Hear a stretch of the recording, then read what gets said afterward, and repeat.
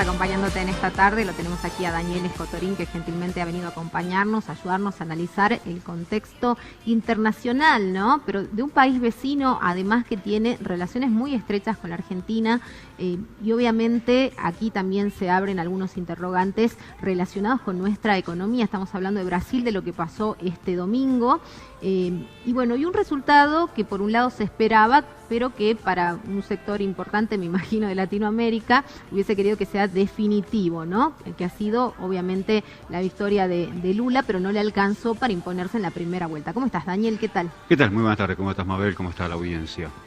Bueno, mira, en primer lugar, a ver, algunas 3 o 4 cuestiones. La primera, lo que ya es un clásico de los análisis postelectorales, las encuestas, ¿no? El fracaso rotundo y las explicaciones siempre de que por qué fracasaron los números, las proyecciones. Bueno, acá otra vez, se hablaba de un triunfo, si no cómodo, seguramente en primera vuelta de Lula. Esto no sucedió. El margen de 5 o 6 puntos con el cual Lula triunfa sobre Bolsonaro también no alcanza para explicar las proyecciones que planteaban los encuestadores. ¿Por qué crees, ¿no? que fallan tanto? Porque, digo, no es la primera vez, como vos Yo decís, creo... se está repitiendo como un fenómeno prácticamente en los últimos años, ¿no? Sí, pero en todo el mundo, ¿no? En Estados Unidos, en Argentina, en Chile, en todos lados, por lo general se da este fenómeno. Creo también que las encuestas funcionan como una especie de regulador de la conciencia social del electorado. Es decir, frente a esta posibilidad de que algún candidato se proyecte en demasía, entonces, bueno, esos números como que obligan a repensar el voto y entonces como que parece que juega como algún tipo de regulador. Por ejemplo, los partidos que salieron en tercer y cuarto lugar, uno de centro izquierda, progresista, y otro de centro derecha, tenían mayor número en las encuestas. Sin embargo, quedaron reducidos a un 3-4%. Bueno, eso me parece que también explica que, o en todo caso sirve para pensar la polarización que se dio, y entonces los votos que iban ahí para la centro derecha directamente fueron a Bolsonaro, como una especie de voto seguro, como se le suele decir también. Y lo mismo con Lula. Creo que también puede estar jugando en ese sentido. No digo que siempre las encuestas sean falsas o reflejen, como suelen decir, la expectativa de quien paga. Creo que también genera algún tipo de modificación en cuanto a lo que es la voluntad, la decisión de los votantes. Eso en primer lugar. Luego, efectivamente, digamos, si dejamos de lado los análisis preelectorales, lo que tenemos es una polarización muy reñida. Seguramente Lula, salvo alguna catástrofe social, política, va a ganar el 30 de octubre. Bueno, para muchos esto que estás diciendo les deja cierta tranquilidad, te digo, ¿no? Para muchísima gente esto que estás mencionando, porque ya habíamos visto, digamos, la conducta. Sí, por ejemplo, ya Ciro Gómez, que tiene prácticamente entre 6 y 7 millones de votos, dijo que va a apoyar a Lula. Esto no significa que todos los votantes que votaron a Gómez lo van a votar ahora a Lula, pero ya, digamos, de alguna manera es una tendencia, claro. es una proyección, es un apoyo político explícito. Hay que ver cómo se puede llegar a comportar ese 20% que no votó, que ese es el otro tema. Porque es obligatorio, además. Sí. Sí. Por eso puede ser, ahí vamos a ver, digamos, hay una masa segura. Los que votaron a Lula van a volver a votar a Lula, los que votaron a Bolsonaro también. Ahora, hay que ver qué pasó con ese 20%.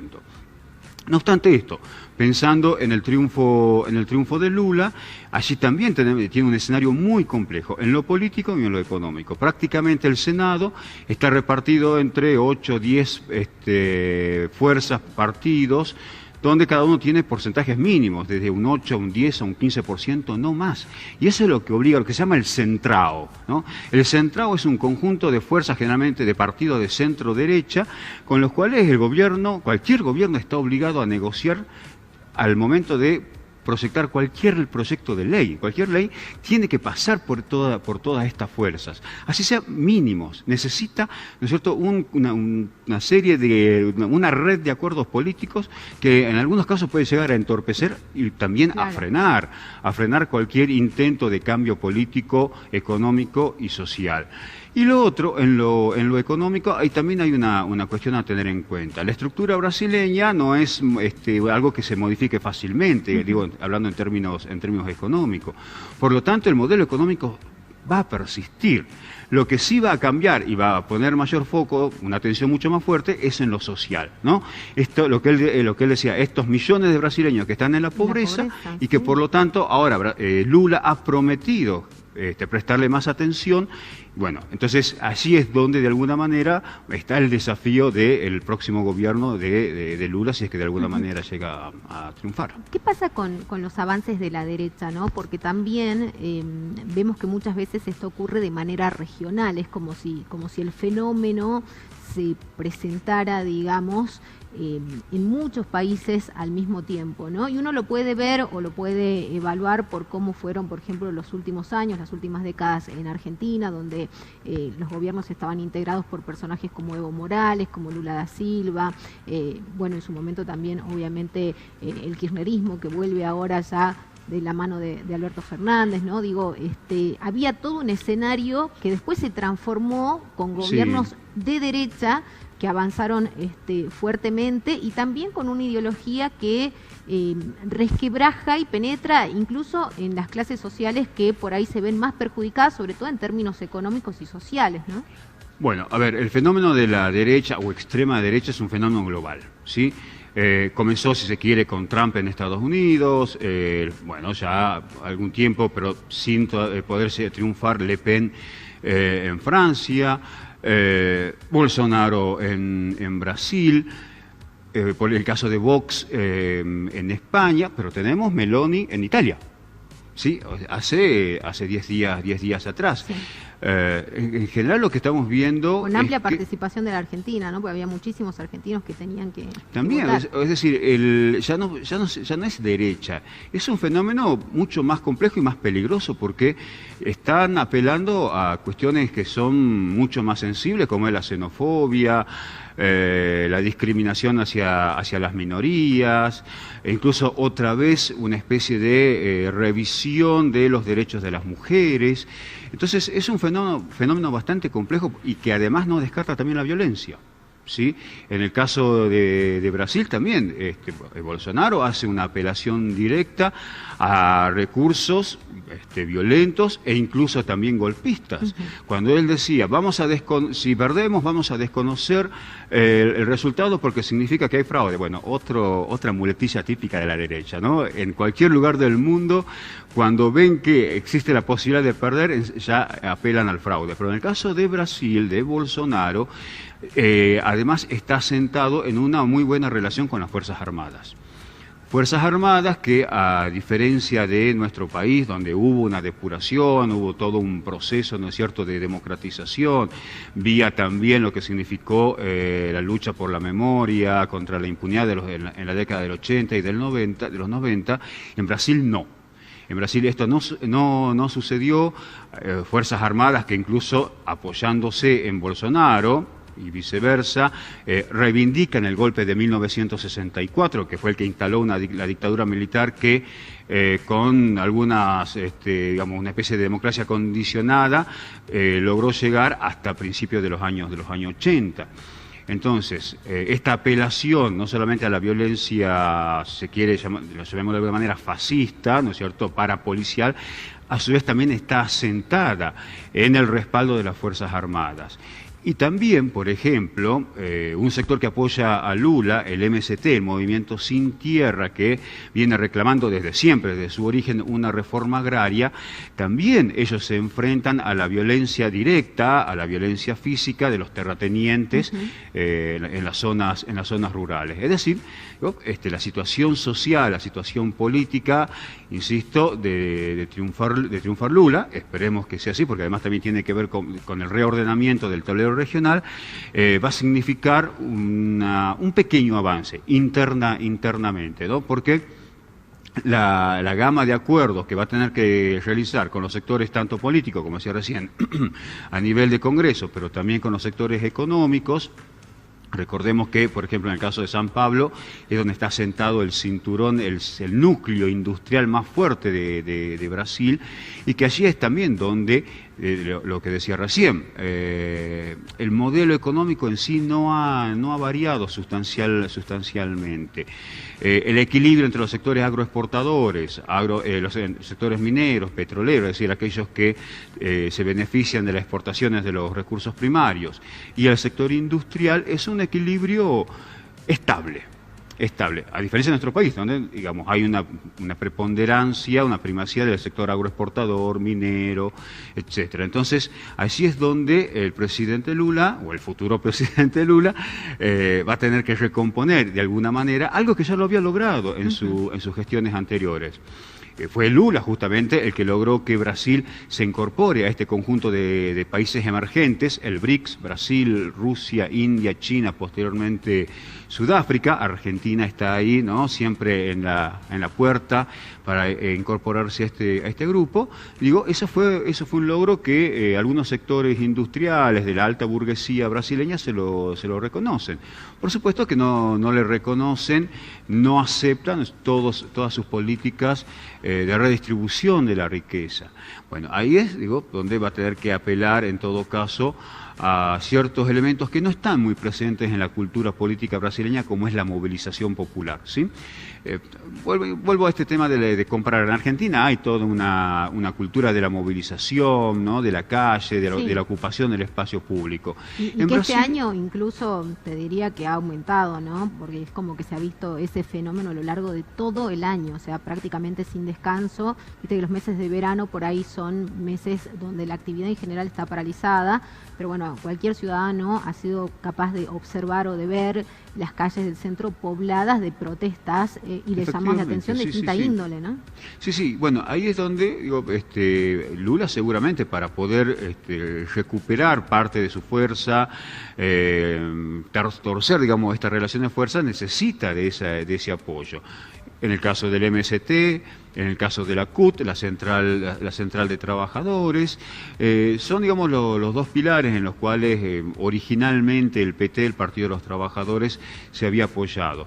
Luego fue de alguna manera desdibujándose esta relación, tanto así que en algún momento incluso llegaron a haber protestas por parte de la CUT, de la central sindical o de varios sindicatos contra el gobierno, primero de Lula y luego de Dilma Rousseff, ¿no? Entonces me parece que allí es donde Lula va a tener esta segunda o tercera oportunidad, porque volviendo al tema del avance de la ultraderecha, que tiene un claro componente antidemocrático. Entonces, la tolerancia frente a las políticas reformistas del PT van a ser bajas, Entonces, eso augura hacia adelante un escenario muy conflictivo. Ya digo, no solamente en cuanto decía recién al tema, digamos, legislativo del Congreso, sino también a la confrontación política que se va a dar en términos políticos e ideológicos entre un Bolsonaro que se retira, pero que de alguna manera mantiene un poder una masa estable, importante, ¿no?, de votantes y obviamente de aprobación. Claro, además eso, digo, él va a actuar con eso, va a hacer uso de ese poder, de ese consenso con el cual se va a retirar. Por lo tanto, va a mantener, y yo creo que va a extremar ese discurso de oposición. Porque, por supuesto, no se retira en términos de una derrota absoluta. Creo que va a tener un tiempo, un espacio como para recomponer, reforzar ese espacio de oposición de derecha, de extrema derecha, de la derecha más dura. Recordemos, por ejemplo, el ex juez Sergio Moro, que lo encarceló a Lula, que después fue ministro de Justicia de Bolsonaro, que renunció y que ahora fue elegido senador por otro partido, digo, no solamente es ya senador electo, sino que además prometió apoyo a Bolsonaro. Aparecen otras figuras que realmente son, pero estrambóticas. La ex ministra de Derechos Humanos de Bolsonaro, que también fue elegida diputada, pero que esta ministra dijo que había recibido un mensaje de Dios cuando estaba subida a un árbol. Se convierte a la religión evangélica a partir de esto, y ahora es diputada. Digo, esto me sirve también para decir que en Brasil las iglesias evangélicas también tienen un poder político muy fuerte. Es decir, no solamente poder político en términos del mensaje, sino que además de su partidización. Se han conformado como partido político. Entonces, ¿con inclinación hacia qué sector? ¿Hacia la derecha también? Totalmente, claro. Sí. No, están todos alineados con el sector, digamos, de derecha, cercanos a Bolsonaro, como el caso de esta diputada. Es decir, es muy complejo todo el fenómeno social y cultural que se dio en Brasil, pero con el emergente de estos actores, en el caso de las iglesias evangélicas, estos sectores vinculados a las fuerzas policiales, de las fuerzas militares. Entonces, allí es donde la derecha abreva en cuanto a su fuente social. Y allí es donde también Lula, el futuro gobierno, va a tener que realizar todo un trabajo social, cultural, educativo, pedagógico, a partir de los medios de comunicación con los que pueda contar, para tratar de alguna manera de desarticular ese núcleo duro, ese discurso duro de la derecha brasileña. Bueno, ¿y qué significa en términos de Argentina? A ver, ¿qué puede llegar a pasar a partir de este cambio, ¿no?, en la presidencia, y obviamente con modelos económicos que son antagónicos y también ideológicamente, ¿no? Creo que en un primer momento es como un poco de aire fresco para el gobierno. Vamos a ver cuánto le dura, porque además también el gobierno argentino está en una crisis muy fuerte, ¿no? Las medidas que han tomado, que viene tomando últimamente, marca ya prácticamente un alineamiento o una cercanía donde queda muy difusa, más allá de la cuestión política discursiva con la derecha. Igualmente Argentina ya el próximo año ingresa en la etapa electoral. Entonces, allí creo que también sí puede servir como para que el futuro, sobre todo del Frente de Todos, comience a mirar el espejo de Brasil en lo que pueda suceder, tanto en las medidas que toma el gobierno brasileño, como también la reacción de la oposición. Creo que la diferencia va a estar en que en el caso de Lula va a apostar otra vez a la recomposición del Mercosur, a una nueva forma de vínculo con todos los países de la región. Recordemos que Colombia también dio un giro radical con la llegada de Petro. Por primera vez un gobierno progresista de centro izquierda en toda su historia llega al gobierno en Brasil. Venezuela, que está de alguna manera equilibrando las cuentas, ¿sí? No exento también de algunas dificultades y conflictos internos. Bueno, tenemos el gobierno de Boric en Chile, el gobierno de Luis Arce en Bolivia, con lo cual no es... Bueno, y un poquito más lejos México.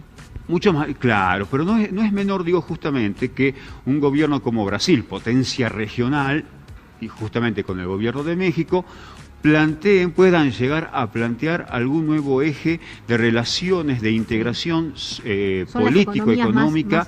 Ya no solamente, claro, porque antes era América del Sur. Y el caso de López Obrador ha intentado, digamos, generar algún tipo de espacios de interacción con América del Sur, lo cual fue muy difícil porque llegó cuando estaba Macri, estaba Bolsonaro, y ahora, bueno, incluso también estaba el gobierno de derecha Piñera en Brasil, la situación conflictiva que había en Bolivia. Bueno, todo esto comenzó a cambiar.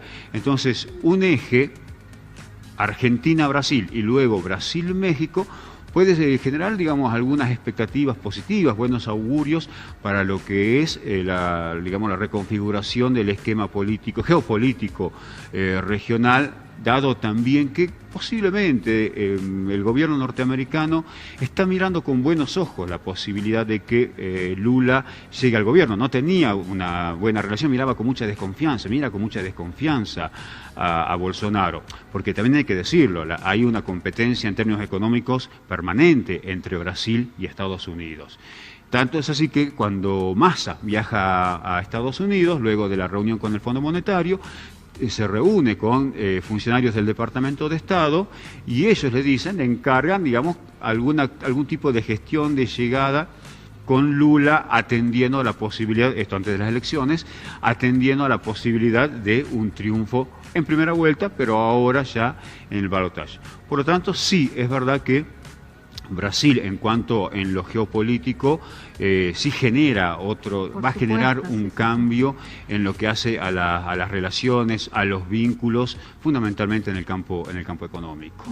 Bueno, interesante poder escuchar este análisis. Obviamente falta todavía para vivir este balotaje, más allá de que podemos anticipar quizás cuál puede llegar a ser el resultado, pero ese día se define, ¿no? Todo se va a definir a fines de octubre. Otra vez, y menos mal, digamos, queda en manos de la voluntad popular la decisión sobre el futuro de una nación tan importante como es Brasil. Muchísimas gracias, Daniel. Gracias a vos, Sumamente Mabel. completo este análisis para poder brindárselo a todos nuestros televidentes. Nos vamos a la pausa, quédate ahí, ya volvemos.